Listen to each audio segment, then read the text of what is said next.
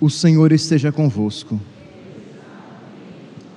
Proclamação do Evangelho de Jesus Cristo, segundo Marcos. Naquele tempo, Jesus tomou consigo Pedro, Tiago e João e os levou sozinhos a um lugar à parte, sobre uma alta montanha, e transfigurou-se diante deles. Suas roupas ficaram brilhantes e tão brancas como nenhuma lavadeira sobre a terra poderia alvejar. Apareceram-lhe Elias e Moisés e estavam conversando com Jesus. Então Pedro tomou a palavra e disse a Jesus: Mestre, é bom ficarmos aqui. Vamos fazer 3 tendas, uma para ti, outra para Moisés e outra para Elias. Pedro não sabia o que dizer, pois estavam todos com muito medo. Então desceu uma nuvem e os encobriu com sua sombra, e da nuvem saiu uma voz: Este é o meu filho amado, escutai o que ele diz. E de repente, olhando em volta, não viram mais ninguém, a não ser somente Jesus com eles. Ao descerem da montanha, Jesus ordenou que não contassem a ninguém o que tinham visto, até que o Filho do Homem tivesse ressuscitado dos mortos. Eles observaram essa ordem, mas comentavam entre si o que queria dizer ressuscitar dos mortos. Os 3 discípulos perguntaram a Jesus: por que os mestres da lei dizem que antes deve vir Elias? Jesus respondeu: de fato, antes vem Elias para colocar tudo em ordem, mas, como dizem as Escrituras, que o Filho do Homem deve sofrer muito e ser rejeitado. Eu, porém, vos digo, Elias já veio e fizeram com ele tudo o que quiseram, exatamente como as Escrituras falaram a respeito dele. Palavra da salvação.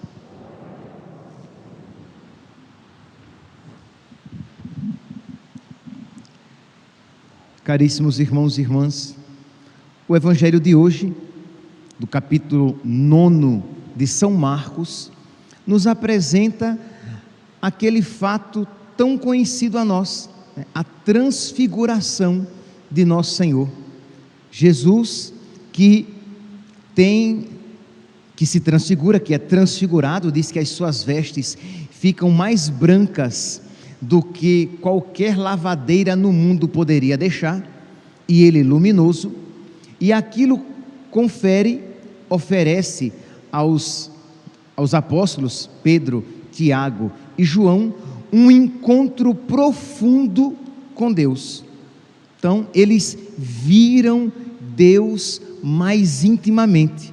Pedro, Tiago e João, eles se encontraram com Deus mais intimamente. E isso aqui nos dá a ocasião de nós refletirmos um pouco sobre essa realidade tão necessária a nós, isto é, de um encontro mais profundo com Deus. Mas aqui eu não estou falando apenas de um encontro profundo, digamos, normal à vida cristã. Eu estou falando de uma realidade mística possível a todo cristão, isto é, um encontro profundo, um encontro com Deus no mais íntimo da sua alma, porque, meus santos, é isso o que nos dará aqui na terra a alegria da nossa fé. Nós não podemos nos encontrar superficialmente com nosso Senhor. A nossa vida cristã não pode ser de uma amizade superficial com Deus, porque isso não nos dará a alegria de carregar a cruz. Isso não nos dará a alegria de nós nos configurarmos a Jesus crucificado. Isso não conferirá todas as graças que Deus quer nos conceder quando nós, por exemplo, recebemos a Eucaristia. Isso não nos dará a oportunidade de escutar Jesus profundamente. É verdade, vocês acabaram de ouvir o Evangelho e todos vocês escutaram o Evangelho.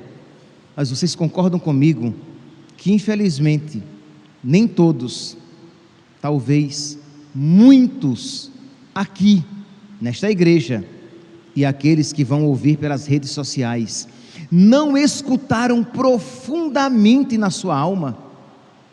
Se eu pedisse aqui que levantasse a mão quem pelo menos já leu os 4 evangelhos, não, vou facilitar. Se eu pedisse aqui que levantasse a mão quem já leu um evangelho, eu tenho certeza que muitos aqui levantariam a mão. E se eu pudesse ver as mãozinhas daqueles que estão por trás das câmeras, nos seus celulares e nos seus computadores, assistindo a Santa Missa, tenho certeza que muitos iriam. Eu já li, pelo menos um evangelho eu já li, e eu espero, crendo em Deus Pai Todo-Poderoso, que você já tenha lido. É verdade que se você já veio à missa durante 3 anos, você já ouviu todo o evangelho, toda a Bíblia até, as partes principais. Mas tudo bem, então eu não tenho dúvida que muitos aqui já leram um evangelho, mas eu não tenho dúvida que infelizmente muitos não ouviram nosso Senhor. Não foi uma leitura que lhes causou um encontro, uma contemplação daquelas verdades, uma experiência profunda do amor de Deus, de modo que em que você diz: o que eu mais quero neste mundo é Jesus. O que eu mais quero neste mundo é estar com Ele. Não existe mais nada neste mundo a quem eu mais ame. E, de alguma maneira, este mundo se tornou para mim um exílio, porque eu não vejo a hora de partir para estar com Cristo. E isso não provém de uma pessoa melancólica, depressiva, que está triste e amargurada neste mundo. Não, não é isso. É uma pessoa que é capaz de sorrir e de se alegrar com as coisas do mundo, mas quando ela se lembra de Deus, uma saudade toma conta do seu coração, que ela gostaria, parafraseando novamente São Paulo, de partir para estar com Cristo. Ou, como diria Santa Teresinha do Menino Jesus, entrar na vida. Para ela, morrer era entrar na vida. Pois bem, é isso, é a respeito deste encontro íntimo com Deus, deste ver a Deus profundamente, que eu estou falando, a que somos chamados. Pois bem, como é então, quais são as condições gerais que precedem a possibilidade deste encontro? Você poderia perguntar: tá bom, padre, que maravilha, eu quero isso para mim. O que é que eu preciso fazer? Quais são os passos primeiros? Os passos, claro, sempre o passo primeiro é a graça de Deus que nos convida e nos sustenta neste convite. Mas, no sentido humano da palavra, qual é a nossa resposta a este convite da graça? Primeiro, estar em estado de graça. Então você precisa estar confessado, em estado de graça, para que o seu organismo espiritual esteja vivo, pulsante e possa corresponder com a ação de Deus na sua alma. Então a primeira atitude é estar em estado de graça. Segundo, é de você ter um recolhimento habitual. Ora, se você é uma pessoa que vive agitada, uma pessoa que não entra no próprio coração para se encontrar com Deus que nele mora, que não entra na própria alma para contemplar Deus que ali habita, como é que você vai ver Deus intimamente e ter este encontro mais profundo com Deus? Será sempre um cristão medíocre, um católico, uma católica superficial, com um verniz que se tira com a unha, com um verniz de espiritualidade, que o primeiro arranhãozinho que você dá, já arranca aquela camada e já toca já na madeira. Então precisa ter encontro habitual com Deus, e é claro, precisa ter silêncio, Porque mesmo que você reserve um momento de oração, mas se você não silencia a sua alma para se colocar diante de Deus, para com Ele conversar, para ler de uma maneira orante a sua palavra, isto é, meditar a palavra de Deus e deixar que Deus fale mais profundamente na sua alma, abrir o seu coração, colocar diante de Deus as suas dificuldades, as suas fragilidades, isto é, crescer na amizade com Deus. Esses são os passos, digamos, que precedem, mas que são essenciais para que levarão você a esta intimidade com Deus. Só que esta intimidade, meus santos, esta intimidade profunda a respeito da qual eu estou falando, é algo que, embora esses passos a que eu me referi sejam necessários, eles não nos conferem esta intimidade com Deus. Isto é, você estará em estado de graça, você terá um encontro habitual com Deus, você fará silêncio, isto é, você procurará ter uma vida de oração, mas isso em si não conferirá a você este encontro profundo com Deus, porque isso nós não podemos nos dar a nós mesmos, mas nós podemos esperar e suplicar. Nós sabemos que Deus, Ele quer se encontrar conosco. Nós sabemos que aquela oração que estamos fazendo já é uma resposta ao convite de Deus à nossa alma. E Deus que está nos convidando, Ele nos concederá esta graça que Ele nos ensinou a desejar. Então nós precisamos, em cada momento de oração, quando você começa um momento de oração, saber que é um tempo privilegiado e que ali Deus, se assim o quiser, Ele se manifestará profundamente na nossa alma. Deus sempre se manifestará, mas eu estou falando aqui de uma manifestação profundíssima. Deus sempre falará a nossa alma quando nós nos pusermos em oração, mas aqui eu estou falando de uma contemplação milagrosa, de uma realidade que é pura ação de Deus, daquilo que os apóstolos Pedro, Tiago e João experimentaram ao ponto de dizerem, e não poderiam dizer diferente: mestre, é muito bom estarmos aqui, vamos construir 3 tendas, uma para o Senhor, uma para Moisés e outra para Elias. Eles nem pensaram neles mesmos.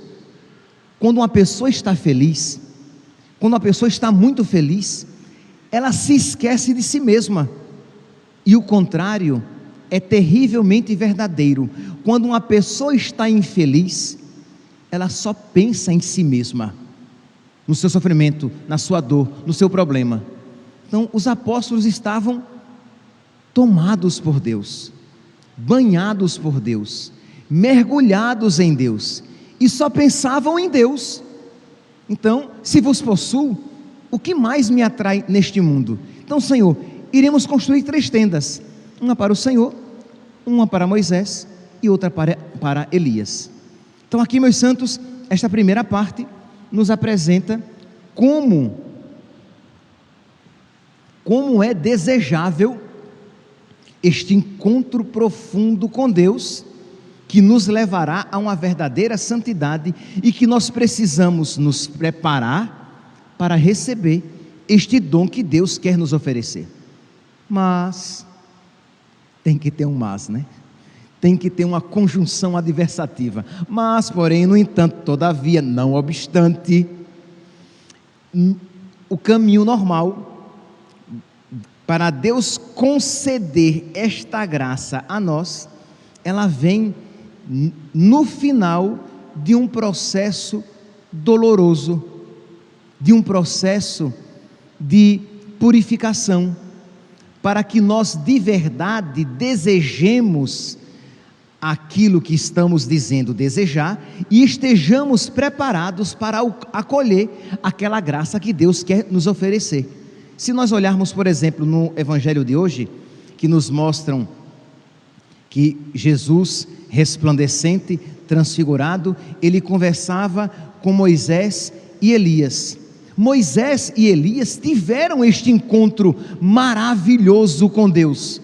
Moisés, na sarça ardente, se encontrou com Deus, que disse: eu sou aquele que sou. Mas o que foi que precedeu aquele encontro maravilhoso de Moisés com Deus? Ele fugido do Egito, porque o faraó queria matá-lo. Vocês podem pegar lá em Êxodo capítulo 2, versículo 15, que diz que o faraó quis matá-lo, e Moisés então, angustiado, foge e se encontra com Deus no deserto. Com Elias nós vemos isso de uma maneira muito mais clara e até muito mais profunda, porque enquanto Moisés se encontra com Deus fora dele, na sarça ardente, Elias, ele vê Deus no silêncio do murmúrio de uma brisa leve e suave. Ele também fugia daquela rainha má, Jezabel, que queria matá-lo, depois que ele teve o embate com os profetas de Baal, e os profetas de Baal foram mortos. A rainha Jezabel jurou a morte de Elias, e diz que Elias, 1 Reis, capítulo 19, vocês podem ler todo o capítulo 19, diz que Elias, desanimado, chegou mesmo até a desejar a própria morte, mas Deus, por meio do seu anjo, o conduziu até o encontro mais profundo. Com os apóstolos se dá algo semelhante. Se vocês se recordam do evangelho de ontem, Jesus falou a respeito da sua paixão, que ele sofreria muito, que Jesus sofreria muito, que Jesus seria perseguido, caluniado, maltratado, mas que ao terceiro dia haveria de ressuscitar. Isso atemorizou os apóstolos, isso encheu o coração deles de medo, mas foi exatamente aquela ocasião que tornou propícia a chegada da graça, da qual eles necessitavam, para mesmo em meio àquelas dificuldades, eles se encontrarem com Deus profundamente. Percebe aqui, meus santos, que essa graça tão necessária, tão especial, nós precisamos suplicar a Deus, mas estar dispostos a recebê-la, isto é, Deus nos conduzirá num caminho de purificação, Deus nos conduzirá, retirando aquilo que de alguma maneira nos prende, para que nós dependamos apenas dEle, para que nós confiemos apenas nele, e para que nós esperemos apenas nele. Espera no Senhor e tem coragem, espera no Senhor. Mas nós poderíamos nos perguntar: mas Padre, qual a finalidade desta graça de ver Deus, de contemplar Deus, de se encontrar mais intimamente com Deus? A finalidade, meus santos, desta graça, que já está ali na própria palavra, né? É encontrar-se mais intimamente com Deus, é ver Deus, contemplar Deus. Mas vamos falar de uma outra maneira. A finalidade desta graça, deste encontro de Deus conosco, é nos ensinar a verdadeiramente escutar Jesus. Quando Jesus estava transfigurado, o Pai diz, e os apóstolos ouvem: este é o meu filho muito amado, em quem eu pus o meu bem-querer, escutai-o. Nós precisamos, meus santos, aprender a escutar Deus, mas não escutar como o mundo escuta, mas não escutar como ouvidos desatentos escutam, mas não escutar de uma maneira superficial, mas escutar de uma maneira nova, profunda, de modo que esta palavra, que é Jesus, tenha um efeito novo na nossa alma.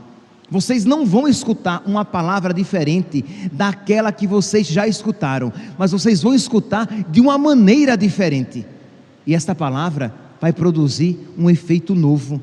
vai levar vocês a um conhecimento novo de nosso Senhor. Não é assim que a palavra de Deus diz, que é como um baú, do qual nós tiramos coisas novas e velhas? Isto é, vocês não encontrarão uma palavra diferente, mas vocês vão se deparar com a palavra de Deus de uma maneira diferente. Porque, meus santos, esses encontros com Deus, esses encontros místicos até, estes encontros especialíssimos, eles não são da ordem cotidiana, são momentos, são graças particulares que Deus concede em momentos particulares aos seus, de modo que o ver a Deus desta maneira não faz parte da ordem natural, mas o ouvir Deus faz parte da ordem natural, de modo que mesmo quando você não vê Deus, você pode ouvir a Deus. Mesmo quando você, em meio à escuridão, você não consegue contemplar Deus, você consegue ouvir a Deus. O que é que o autor da carta aos Hebreus diz no capítulo 10, versículo 38? O justo vive pela visão. Não, o justo vive pela fé. Isto é, a visão, o Senhor nos concederá. Se nós formos fiéis, o Senhor nos concederá não apenas uma visão que alimentará a nossa alma, mas graças especialíssimas que nos levarão a contemplar mesmo Deus. Mas isso não permanecerá para sempre. Mesmo que nós queiramos construir 3 tendas e ficar no monte, teremos que descer. Jesus não deixou que os apóstolos construíssem as 3 tendas. A transfiguração passou e o caminho da cruz teve que vir, mas eles foram alimentados por aquele encontro especialíssimo.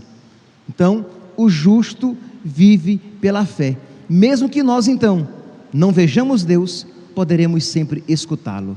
Peçamos, meus irmãos, peçamos a nosso Senhor esta graça. Peça a Deus, meu santinho, a graça de crescer na vida de oração. Você só estará capaz, você só será capaz de ouvir a Deus como Ele lhe fala, você só será capaz de acolher a palavra de Deus como palavra de Deus, você só será capaz de acolher toda a palavra de Deus, e não apenas aqueles versículos e aquelas partes que mais lhe agradam, se você tiver encontros com Deus, se você tiver amizade com Deus, se Deus habitar como um amigo íntimo no seu coração e na sua alma. Para isso, peça a Nossa Senhora, a amiga mais íntima de nosso Senhor.